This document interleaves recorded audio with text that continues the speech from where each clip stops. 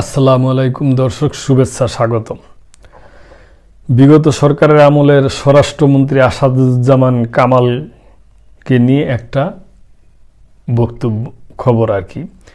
সাবেক স্বরাষ্ট্রমন্ত্রী কামালের আয়কর নথি জব্দের নির্দেশ দিয়েছেন আদালত।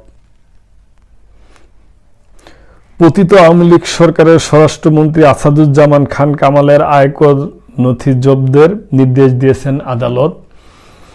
বৃহস্পতিবার ঢাকা মহানগর দায়রা জজ আদালতের ভারপ্রাপ্ত বিচারক মোহাম্মদ ইব্রাহিম মিয়া দুর্নীতি দমন কমিশনের দুদক আবেদনের প্রেক্ষিতে এ আদেশ দেন।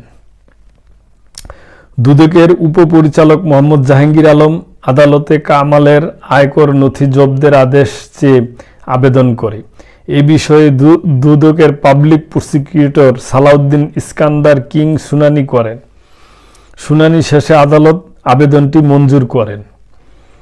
এর আগে গত 1 সেপ্টেম্বর আসাদুজ্জামান খান কামাল তার স্ত্রী লুৎফুন্নাহমিনা খান ও কন্যা সাফিয়া তাসনিম খান সহ 10 জনের দেশ ত্যাগে নিষেধাজ্ঞা দেন আদালত। গত 15 সেপ্টেম্বর সাবেক স্বরাষ্ট্রমন্ত্রী আসাদুজ্জামান খান কামাল সহ 5 জনের বিরুদ্ধে পৃথক 5টি মামলা করে দুদক। তাদের বিরুদ্ধে মোট 79 কোটি টাকার অবৈধ সম্পদ অর্জনের অভিযোগ আনা হয়েছে।